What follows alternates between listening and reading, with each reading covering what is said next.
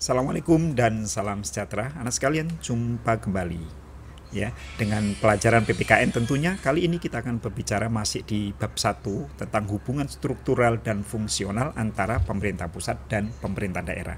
Nah, sekarang di pertemuan kedua kita akan mempelajari tentang kedudukan dan peran pemerintah pusat dalam otonomi daerah. Nah, apa saja yang perlu kita pelajari? Yuk kita langsung ke materinya anak sekalian. Ya, kita belajar kedudukan dan peran pemerintah pusat dalam otonomi daerah. Anak sekalian, pemerintah pusat adalah penyelenggara pemerintahan negara Kesatuan Republik Indonesia, yakni presiden dengan dibantu wakil presiden dan menteri-menteri negara. Kalian bisa lihat di Undang-Undang Dasar 45. Ya, pasal 17. Berkaitan dengan pelaksanaan otonomi daerah, kebijakan dalam penyelenggaraan pemerintahan diambil dengan menggunakan asas desentralisasi, tugas pembantuan, dan dekonsentrasi sesuai dengan peraturan perundang-undangan yang berlaku di Indonesia, anak sekalian.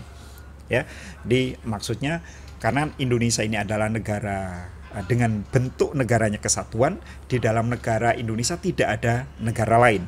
Semuanya adalah dalam bentuk daerah sesuai dengan yang diatur di dalam pasal 18. Nah, untuk mempermudah kerja pemerintah pusat, maka kemudian daerah-daerah diberi kewenangan yang lebih leluasa, yaitu kewenangan apa?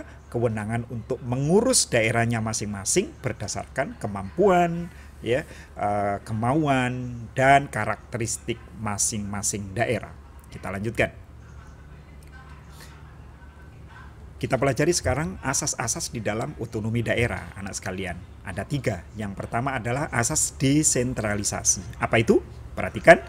Desentralisasi adalah penyerahan wewenang oleh pemerintah pusat kepada daerah otonom untuk mengatur dan mengurus urusan pemerintahan yang ada di daerah. Anak sekalian, Bapak jelaskan dulu, ada namanya daerah otonom. Di pertemuan pertama kemarin, Bapak sudah jelaskan yang namanya daerah otonom adalah daerah yang diberi kewenangan otonomi daerah. Ya. Daerah yang berdasarkan undang-undang diberi kewenangan untuk mengurus daerahnya sendiri itu dinamai daerah otonom. Ya. Oke, yang kedua adalah dekonsentrasi, adalah pelimpahan wewenang dari pemerintah pusat kepada daerah otonom sebagai wakil pemerintah pusat atau perangkat pusat untuk melaksanakan tugas pemerintah pusat di daerah. Jadi anak sekalian,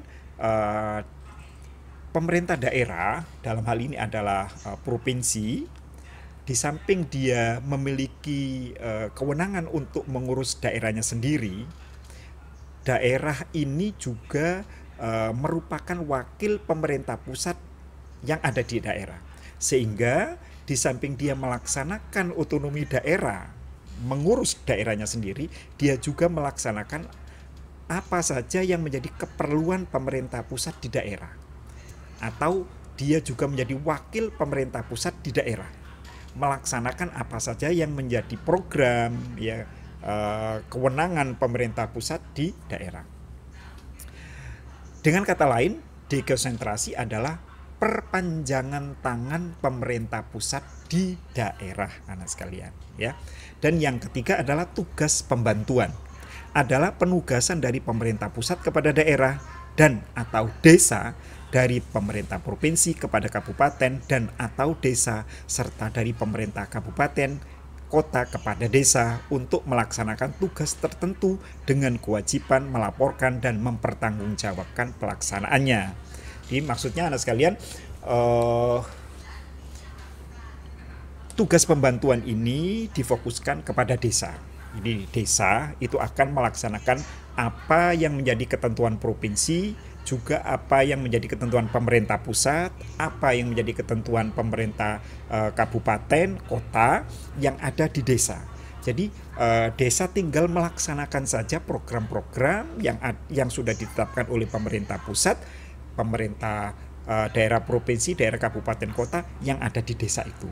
dengan kemudian mempertanggungjawabkan pelaksanaannya, gitu ya. Nah, bisa dikatakan begini anak sekalian, desentralisasi itu dipusatkan kepada daerah, kabupaten, kota. Dekonsentrasi itu dipusatkan kepada lebih diutamakan kepada daerah provinsi, dan tugas pembantuan itu kepada desa. Oke, kita lanjutkan. Pemerintah pusat dalam melaksanakan otonomi daerah memiliki 3 fungsi. Jadi di dalam otonomi daerah, ya, pemerintah pusat itu masih tetap memiliki fungsi. Apa saja? Ya, ada 3. Yang pertama, fungsi layanan atau servicing function. Fungsi pelayanan dilakukan pemerintah dalam rangka memenuhi kebutuhan masyarakat dengan tidak membeda-bedakan masyarakat satu dengan yang lain atau diskriminatif, dan tidak memberatkan serta dengan kualitas yang sama. Dalam pelaksanaan fungsi ini pemerintah tidak pilih kasih, melainkan semua orang memiliki hak yang sama, yaitu hak untuk dilayani, dihormati, diakui, diberikan kesempatan atau kepercayaan, dan sebagainya. Yang kedua adalah fungsi pengaturan atau regulation function, ya, fungsi untuk mengatur. Fungsi ini memberikan penekanan bahwa pengaturan tidak hanya kepada masyarakat tetapi kepada pemerintah sendiri. Artinya dalam membuat kebijakan lebih dinamis yang mengatur kehidupan masyarakat dan sekaligus meminimalkan intervensi negara dalam kehidupan masyarakat. Jadi fungsi pemerintah adalah mengatur dan memberikan perlindungan kepada masyarakat dalam menjalankan hidupnya sebagai warga negara. Sementara itu ada 6 fungsi pengaturan yang dilakukan oleh pemerintah pusat. 1.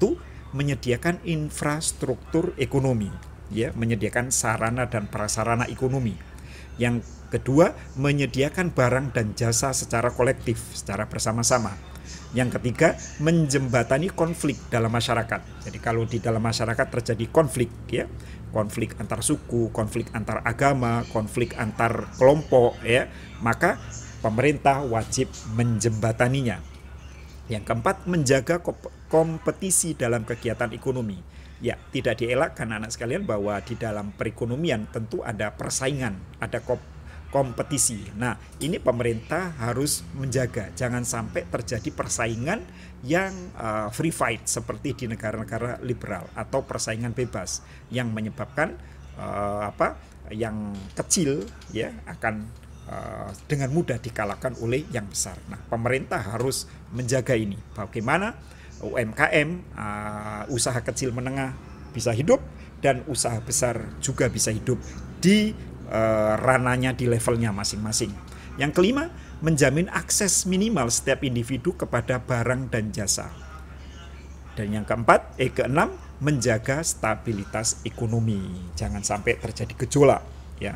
Kita sering mendengar di Indonesia itu ada gejolak, tiba-tiba barang itu naik, ya, karena stok tidak ada. Tapi tiba-tiba barang itu anjlok, harga sampai serendah-rendahnya karena musim panen. Nah, ini tidak boleh terjadi.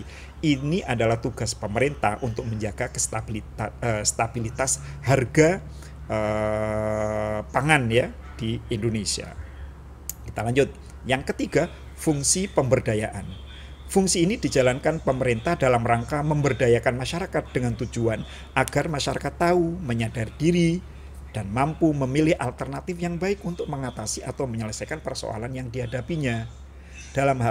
Dalam fungsi ini pemerintah hanya sebagai fasilitator dan motivator. Jadi pemerintah memberdayakan segala level masyarakat, kecil, menengah, atas, ya, terutama masyarakat kecil harus diberdayakan, diberikan kesempatan yang sama untuk menjalankan sektor-sektor tertentu, baik ekonomi, sosial, budaya, ya, dan lain sebagainya.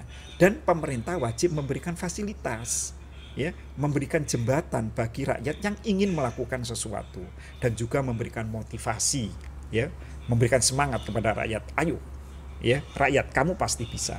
Nah, gitu ya. Kita lanjutkan. Kewenangan. Sekarang kita masuk kepada kewenangan pemerintah pusat. Urusan pemerintah yang menjadi kewenangan pemerintah pusat meliputi, nah ini ya, anak sekalian, walaupun di dalam otonomi daerah itu kewenangan semua diserahkan kepada pemerintah daerah, baik itu pemerintah daerah provinsi, kabupaten, kota, ya, anak sekalian, ada hal-hal tertentu yang masih harus menjadi kewenangan pemerintah pusat, tidak boleh menjadi kewenangan pemerintah daerah. Apa itu? Nah, ini yang penting kalian perhatikan. Yang pertama adalah politik luar negeri, ya, politik luar negeri, menjalin hubungan dengan negara lain, ya, itu menjadi kewenangan pemerintah pusat. Kalau seandainya ada pemerintah daerah melakukan kerjasama dengan negara lain, misalnya sister city, ya, maka tetap harus melalui pemerintah pusat. Lalu pertahanan dan keamanan, ya, pertahanan itu biasanya kewenangannya tentara, ya, TNI. Nah, tentara ini harus menjadi kewenangan pemerintah pusat. Tidak boleh masing-masing daerah punya tentara, ya, ini bahaya. Juga keamanan ini lebih kepada polisi, ya, Polri. Polri juga sama. Polri itu adalah polisi Republik Indonesia, bukan polisi masing-masing daerah. Masing-masing daerah tidak boleh punya polisi tersendiri. Polisi diatur oleh pemerintah pusat. Lalu justisi, peradilan, ya, peradilan juga menjadi kewenangan pemerintah pusat, ya, yang dipimpin oleh namanya Mahkamah Agung. Walaupun di masing-masing daerah itu ada namanya PN di kabupaten, ya, ada namanya pengadilan negeri, lalu kemudian pengadilan tinggi di provinsi, namun semuanya diatur oleh Mahkamah Agung, ya. Lalu kemudian moneter dan fiskal, ya, menentukan pajak, lalu kemudian kurs rupiah terhadap mata uang asing, ya, mencetak uang dan lain sebagainya, itu urusan pemerintah pusat. Tidak boleh pemerintah daerah menentukan kurs tersendiri atau membuat mata uang sendiri, itu tidak boleh. Agama juga norma serta kewenangan bidang lain di dalam Undang-Undang Nomor 25 Tahun 2000 Pasal 2. Nah, oke, kita lanjutkan. Selain kewenangan tersebut, pemerintah pusat memiliki kewenangan lain sebagai berikut. Perencanaan nasional dan pengendalian pembangunan nasional secara makro. Jadi perencanaan dan pengendalian pembangunan secara menyeluruh dalam global, nasional maupun global, itu menjadi urusan pemerintah pusat. Ya, pemerintah daerah tidak boleh. Yang B, dana perimbangan keuangan. Itu juga menjadi kewenangan pemerintah pusat. Jadi dana perimbangan antara pemerintah daerah dan pemerintah pusat, besarannya bagaimana, berapa untuk daerah, berapa untuk pemerintah pusat, ini juga ditentukan oleh pemerintah pusat. Yang C, sistem administrasi negara dan lembaga perekonomian. Yang D, pembinaan dan pemberdayaan sumber daya manusia. Jadi di samping itu menjadi program pemerintah masing-masing daerah, tapi pemerintah pusat juga punya kewenangan untuk meningkatkan sumber daya manusia Indonesia agar semakin lama ini semakin berkualitas, ya. E, pendayagunaan sumber daya alam dan pemberdayaan sumber daya strategis, ya. Pemerintah daerah juga diberi kewenangan untuk mengurus sumber daya alamnya masing-masing, tetapi juga izin juga masih tetap harus ke pemerintah pusat. Soal ekspor, ya, juga harus ke pemerintah pusat. Apalagi sumber-sumber daya strategis, ya. Kalau diatur dalam pasal 33, ya, kekayaan alam yang terkandung di dalamnya, ya, dikuasai oleh negara dan digunakan sebesar-besarnya untuk kemakmuran rakyat. Yang F, konservasi dan standarisasi nasional. Ya, kita mengenal ada SNI misalnya, nah, itu urusannya pemerintah pusat. Kita lanjut. Beberapa tujuan umum diberikannya kewenangan kepada pemerintah pusat dalam melaksanakan otonomi daerah sebagai berikut. Ya, jadi mengapa sih pemerintah pusat masih tetap memiliki kewenangan? Ya, tujuannya adalah 1, meningkatkan kesejahteraan rakyat. 2, memperhatikan pemerataan dan keadilan, menciptakan demokratisasi. Yang keempat, menghormati serta menghargai berbagai kearifan atau nilai-nilai lokal dan nasional. Dan kelima, memperhatikan potensi dan keanekaragaman bangsa, baik tingkat lokal maupun nasional. Adapun tujuan khusus yang ingin dicapai dalam memberikan kewenangan kepada pemerintah pusat adalah 1, mempertahankan dan memelihara identitas dan integritas bangsa dan negara. Ya, ini harus menjadi kewenangan pemerintah pusat ya, karena pemerintah daerah itu akan mengurusi daerahnya masing-masing berdasarkan kearifan lokal, ya, kemampuan dan juga ciri khas, ya, karakter. Nah, jangan sampai masing-masing daerah ini terlalu menonjolkan daerahnya masing-masing, maka harus ada pemerintah pusat harus memperhatikan ini. Tetap harus di dalam integritas bangsa dan negara. Yang kedua, menjamin kualitas pelayanan umum setara bagi semua warga negara. Ya, ada daerah-daerah tertentu tuh yang sudah sangat menonjol. Nah, jangan sampai ini ada satu daerah yang terlalu menonjol, daerah yang lain terlalu di bawah. Maka ini pemerintah pusat bisa memberikan keseimbangan. 3, menjamin efisiensi pelayanan karena jenis pelayanan umum tersebut berskala nasional. Lalu yang keempat, menjamin pengadaan teknologi keras dan lunak yang langka, canggih, mahal, dan berisiko tinggi, serta sumber daya manusia yang berkualitas tinggi yang sangat diperlukan oleh bangsa dan negara, seperti tenaga nuklir, teknologi satelit, penerbangan antariksa, dan lain-lain. Wah, ini nggak bisa diurusi oleh pemerintah daerah. Ini urusan pemerintah pusat. Yang kelima, membuka ruang kebebasan bagi masyarakat, baik pada tingkat nasional maupun lokal, ya, dengan membuat peraturan, ya, tentang misalnya kebebasan menyampaikan pendapat. Yang nomor 6, menciptakan kreativitas dan inisiatif serta sesuai dengan kemampuan dan kondisi daerah. Dan yang ketujuh, memberi peluang kepada masyarakat untuk membangun dialog serta terbuka dan transparan dalam mengurus dan mengatur rumah tangga sendiri. Oke, terima kasih anak sekalian. Jadi sampai di sini dulu perjumpaan kita di materi di pertemuan kedua ini, ya, tentang kewenangan dan peran pemerintah pusat di dalam otonomi daerah. Terima kasih atas perhatiannya. Mudah-mudahan kita semua dalam keadaan sehat walafiat. Assalamualaikum dan salam sejahtera.